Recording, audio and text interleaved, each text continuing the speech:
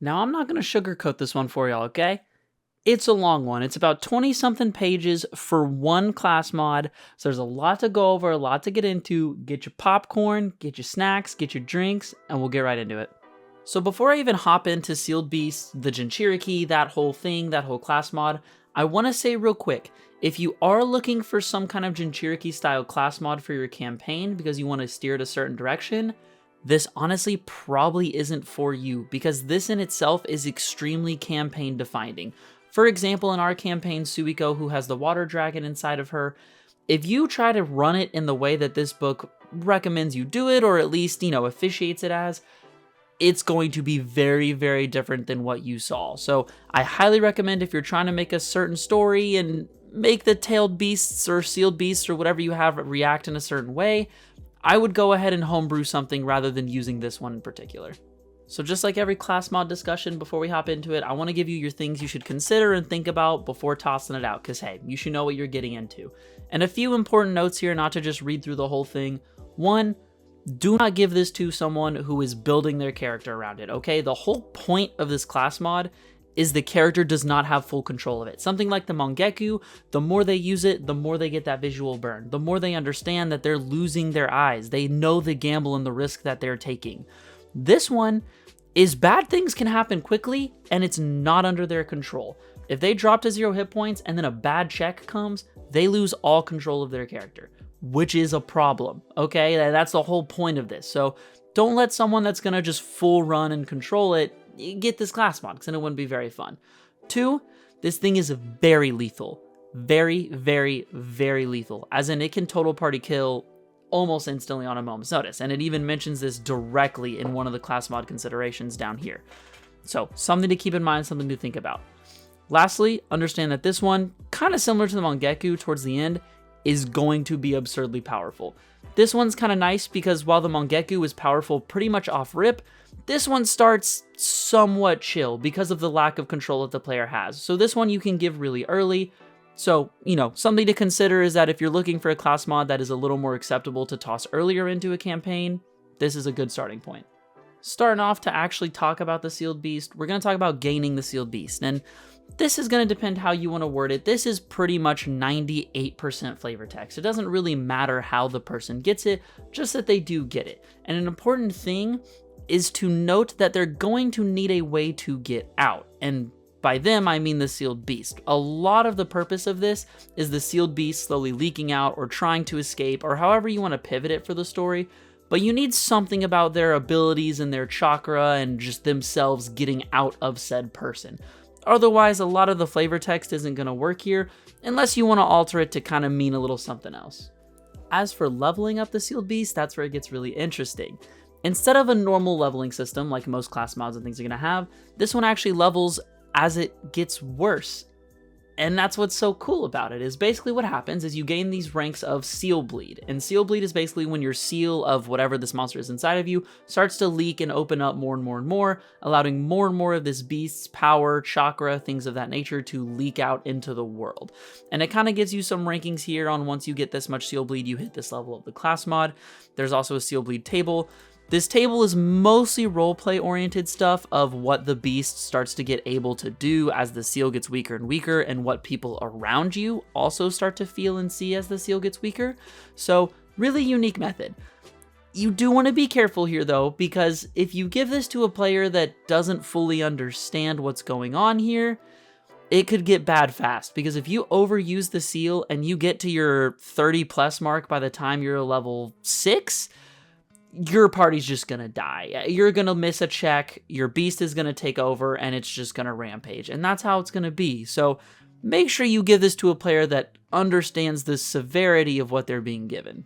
When it comes to features that the Sealed Beast is gonna give you, there's a similar thing to the Mangekyou Sharingan, where once you have this active, basically having access to your Twisted Chakra pool, or in Desperate Rage, or having a Twisted Chakra Cloak, we will talk about those all later, you do get some just base bonuses, which is going to be your Strength and Dex going up by 2, your unarmed damage becoming a D8, unless it's already higher, your unarmed and weapon attacks becoming Chakra Enhanced, whenever you deal damage, you get +1 to your damage die, And then on top of all that, if you ever make a saving throw against a hostile creature, you're going to get +2 to that saving throw. So again, these are just some nice default bonuses that you get whenever you are taking advantage of this class mod and using your sealed beast in some way. As for discussing the type of beast within you, this is purely a flavor text thing, so I'm going to talk about your options for a little bit, but overall, this is completely up to you. It genuinely has almost no effect at all as to what the actual class mod does. I would definitely consider your options here, because if you take something like Angel, for instance, which, as it talks about, has a white, golden, or sometimes bright color hue, and your actions and abilities take a holy feel to them, that's not going to make a whole lot of sense for someone that's just trying to cause utter chaos, unless you're looking for that duality and that kind of fight between player and sealed beast. But your options are going to be Angel, which again is a holy type thing, Construct, some kind of like mechanical feel to it, Demon, obviously some kind of negative energy that's not fun or good. Phantasm, you can talk about a little ethereal, little ghost-like. Monstrosity, some kind of, evil, wildly powerful creature. And then Sage Beast, which is specifically some kind of rogue sage animal, whether that's a toad, snake, something of that nature. That is now inside you. Before we hop into Twisted Chakra here, if this page intimidates you, go ahead and call it quits on using this version of class mod, okay? Nothing against you, I get it, not everyone likes reading and going through all these things, and I know we kind of already talked about considerations, but I just want to reiterate that this class mod gets pretty damn complicated, alright? It gets pretty convoluted, and you have to be very particular about your saves and your rolls when you do and don't do them, very particular about how much chakra you have. It's a lot of micromanagement and a lot of keeping track of. So if you as the DM, or maybe even the player and your DM approached you about using this, if anyone doesn't feel comfortable about taking on this much knowledge and this much know-how, it's not worth it, because trust me, this is just the beginning. Sorry to pause y'all again for another warning, but I had to give one more before we get into the thick of it, and into the thick of it we go, alright? Twisted Chakra is going to be your main resource that you use in order to activate these abilities and these powers when you have the sealed beast within you that you're using. Now for the Twisted Chakra, you actually start with 0, absolutely none at all, and you have to slowly earn it. When earning it, you're going to get it in batches, which we'll discuss here in a second, between either bargaining or withdrawing it from the creature, and all of that in total is going to give you Seal Bleed. Do you already see the complications? So you're ready to start earning some Twisted Chakra, I see. Well, for starters, just so you know, your Twisted Chakra pool can never be more than 100 times your class mod level. Now, that may have you thinking that you do indeed have to start to let this beast out more and more and more and get more and more dangerous in order to level this up, which you actually don't. I mean, you can go that route, but it's a little dangerous, and we'll talk about the other ways to level the class mod up later. But the first way that you actually get these is by bargaining with your sealed beast. Now, bargaining with your sealed beast is kind of like you see Naruto in the show whenever he asks Kurama directly for some of his power. Whether he's in need of it or whatever the situation is, it's Naruto going up and saying, hey, I need you to lend me some stuff, can you help me out? And what you're going to do is make yourself a charisma check against this 12 plus sealed beast level. If you do succeed it, awesome, the beast can grant you a batch of that chakra that you permanently now have access to. You're not going to have to remake that save or regain that batch of chakra later. If you do earn this batch in this way, it's worth 20 Twisted Chakra to your chakra pool. Now, when making these bargaining checks, you can either do it as an action on your turn, and then after each attempt, it's important to note that you get a +1 to that save, so you can't just sit there and infinitely stack up your pool really quickly. You also have to complete 2 weeks of downtime in order to reduce that save back down to what it originally was. I like that the flavor text here is your sealed beast is just too annoyed with you to give you any more. The second way that you can start to earn this Twisted Chakra, or at least increase your maximum pool, is by withdrawing it. And withdrawing it is instead forcefully taking that power. So think Naruto ripping the power straight out of Kurama. Just not even asking, just gripping and ripping, baby. And you might actually see here that the withdrawal DC is a lot lower. For one, this isn't a charisma check this time, it is a con check, so that might affect how your character wants to play it. But it's also really important to note that you actually get less chakra from this, which is why the save is a little less, because you're not convincing a giant sealed beast, rather you're just taking it for yourself. So when you take this, you only get 10 added to your chakra pool, and you can only do up to 3 batches at a time using this method. Because, you're taking from a tailed beast. I'd be careful. Every time you do this, it's the same thing. You get a +1 just like last time, except this time, once you spend 1 week of downtime, you only decrease it by 2, not the full 3 if you go all the way. So that's important to keep in mind when doing this. But Blzane, I hear you thinking to yourself, why don't I just constantly withdraw and, over a few sessions, just slowly get enough twisted chakra to where my pool's full? Well, that's where Seal Bleed comes in, and as we talked about earlier, that's what not only levels your class mod up, but also causes you to go a little bit crazy. And as we can see here, as the Seal Bleed goes up, for every 10 Seal Bleed you have, you're going to increase your Desperate Rage DC by 1. You don't want to make that very high or you're going to be in some serious trouble. Some other things that happen once you hit 3rd level, you actually can't repair it anymore, and what it means by that is you can't go down. You cannot drop below that 3rd seal rank. Now, you can decrease that seal bleed, which is really important, by making a DC 20 Constitution Chakra Control check and a DC 20 Ninsho check, and yes, you must get both. You can then roll a D4, reducing that seal bleed that you've accumulated. When doing this, again, it doesn't drop you below, but it keeps you a little lower, and honestly, it's intended to not be very much. It takes a week of downtime and hitting both of those checks to bring it down. The whole point of this class mod, like I said before, is it's a constant push of more and more power, but letting more and more out. Something it actually talks about earlier that I think is well represented now, which is why I waited to talk about it, is this is more representative of Naruto in the early stages and even early Shippuden rather than late Shippuden when he gets his full chibi cloak and things like that. So think of it more that route of it's Naruto not having control of Kurama and Kurama rather taking over on occasion. Since we've talked about it so much, it's only appropriate that I finally talk about Desperate Rage. Now, this Desperate Rage is desperate and enraging, alright? Anytime you drop to 0 hit points, you're going to immediately make a Desperate Rage check at disadvantage, which as you can see is 16 minus your Sealed Beast level. If you do fail this check, you're in trouble because you then go into Desperate Rage, which we'll talk about specifics here in a second, but you get 25 temporary hit points, you get a full Twisted Chakra pool, and you go ham jabroni, long story short, okay? It's also important to note that at level 1, so specifically in the beginning when you're first having or realizing you have this power, you will also make a Desperate Rage check in order to see if you kind of go crazy mode. It's very similar to Naruto in the bridge arc whenever Sasuke goes down and he, for the first time, goes, super crazy mode, so to speak. So the first specific part of Desperate Rage is going to be Desperate Assault, and I'm not going to go into super specific details you can read through as to the exact bonuses you get, but the important things to note are 1, you get ridiculously stronger, and I'm talking like stupid, dumbfoundedly stronger. But one important thing that I want to point out that is going to matter later, especially once we start talking about the Desperate Drawbacks, is this little note right here, which is you must attack your currently targeted creature until they are dead or dying. Important to keep in mind. Now, it does talk about that at the end of each of your turns when in Desperate Rage mode, you get to remake that Desperate Rage check in order to get out of it. But don't think you're home free just because you hit that check. Once you do hit that check, you then take all of these negatives, depending on what level you are, as soon as you come out of it. So, again, this Desperate Rage thing, while yes, it amps you to an absolute ungodly amount, it's got some serious drawbacks. Now for your desperate conditions that you have, basically to sum this all up, as you can see, you're going to roll a d4 and you're going to randomly get one of these Vermilion Arts, which are inherently the sealed beast jutsus that you can choose from, and then you're going to proceed to roll d6s at the beginning of your turns to see if your sealed beast kind of comes out a little bit and uses said thing without your actual control over it.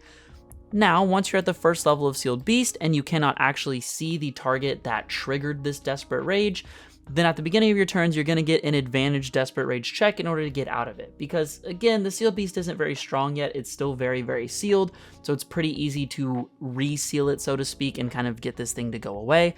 But as you get higher and higher levels, it becomes much, much harder, and it increases in both length of time and the struggle that it is in order to get rid of this actual rage mode that you're in.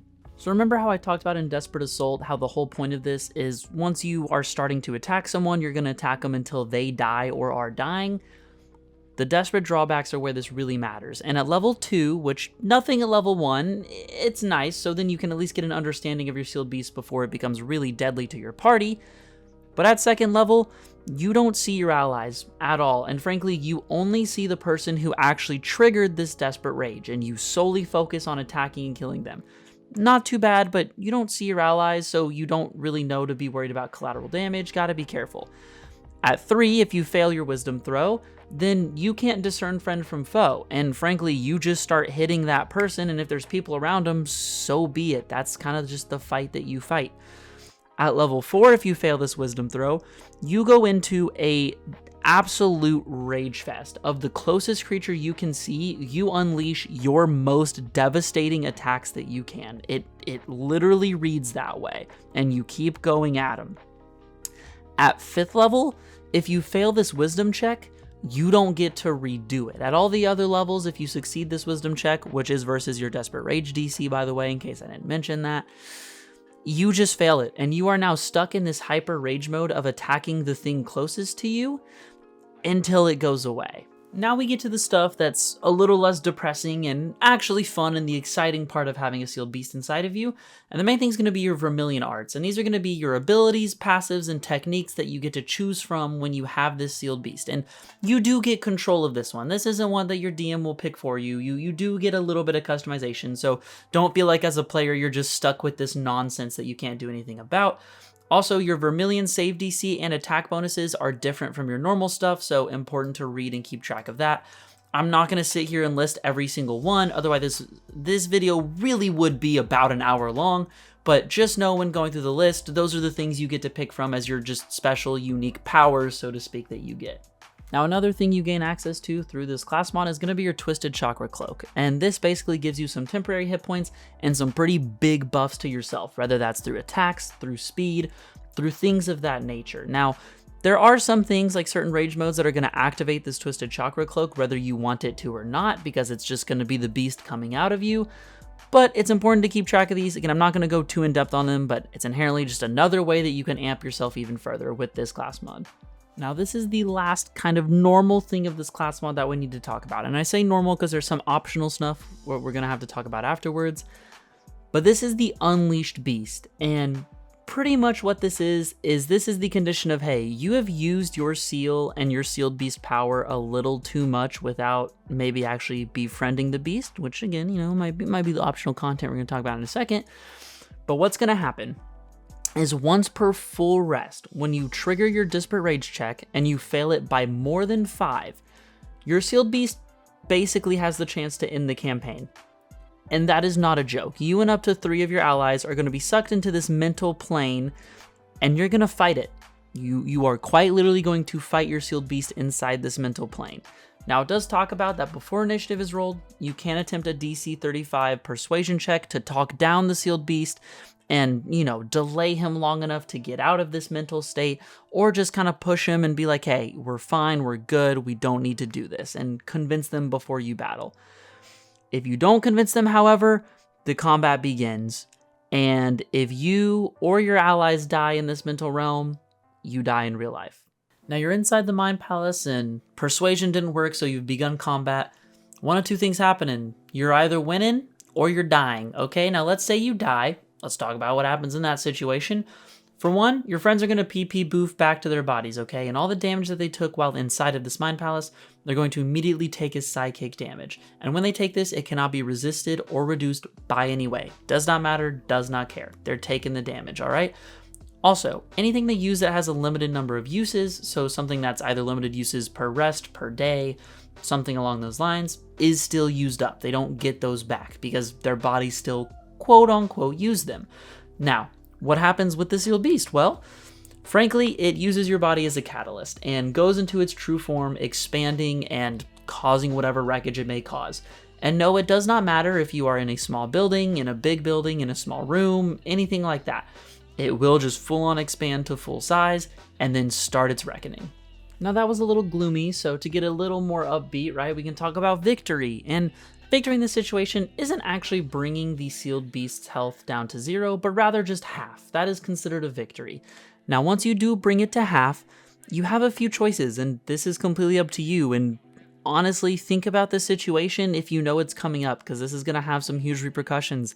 Either A, you can permanently seal them away, reducing your class mod level to 4, and losing the Desperate Rage feature. Now, some see that as a bonus, some see that as a negative, but it's gone, and you're not going to have any more interactions with it, but rather you can just use those level 4 class mods. Now, alternatively, you can do nothing and just let it live. And if you choose to do that, your Testo Chakra maximum is going to go up by 100. You also gain access to every optional class mod feature that you previously may not have qualified for. And your beast remains silent for a month as it licks its wounds, waiting for a chance to strike again. So important to note that if you do nothing, you might then have to deal with it later if you don't talk to it at that point. Also, yes, your friends are in your head, but once you win, they will pee poof out once any jutsus or things that they have that have some time remaining on them do end and go away. And once they go back, they don't take any damage, anything like that. Lastly, if the sealed beast inside of you is somehow killed, let's say you decide to kill this thing instead of permanently sealing it or just letting it live there, that's it. You lose the class mod, period, the end. And again, depending on how the campaign has gone and how this has been handled by you or the DM, that might be a good thing. It might have been really hindering your squad, having to manage your rage and your issues. So as sad as it sounds, it might be a positive. And then it goes into talking about what level the sealed beast is and how you should build them, and giving an example down here of what a Kurama stat block would look like. You don't gotta worry about that unless you're a DM. So finally, the last thing we have to talk about here are the optional class mod features. And these are basically going to be your main way and method of actually befriending your sealed beast.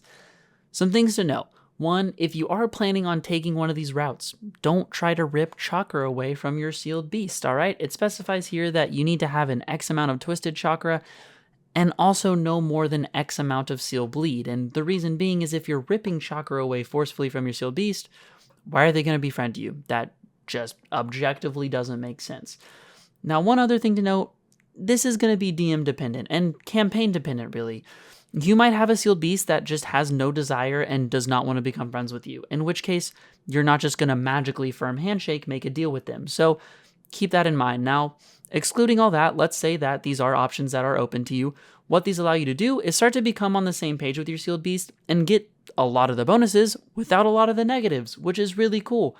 So while we did talk about earlier, the main class mod is kind of more of the sealed beast taking over and going crazy, there is an optional side path you can take of befriending the sealed beast. And if that's where your campaign goes, awesome. I do highly recommend going for this if your DM allows it, because frankly, it makes this class mod 10 times better than it is without it.